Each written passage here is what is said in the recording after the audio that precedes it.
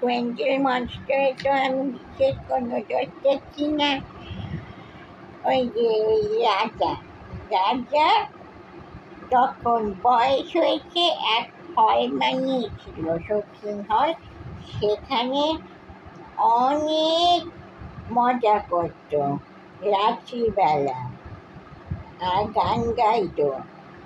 আর তারপরে আমার মনে হয় না মনস্টার গ্রেন্ডেল যার ইয়ে ছিল, বাড়ি ঘর এগুলো ছিল সমুদ্রের তলায়, নিশ্চয়ই ডিস্টার্ব হচ্ছিল। আর বেচারার খুব খিদে পেয়েছিল।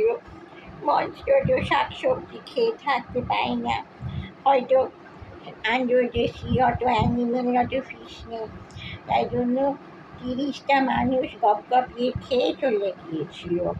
এত যদি বিরক্ত করে তখন তো কষ্ট হবে।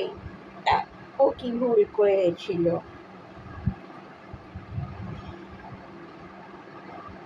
ও কি ভুল করেছিল? ও বিরক্ত হয়েছিল, তাই ওপরে উঠে খেয়ে ফেলেছিল। ও তো জন্তু, ও কি করে বুঝবে এগুলো?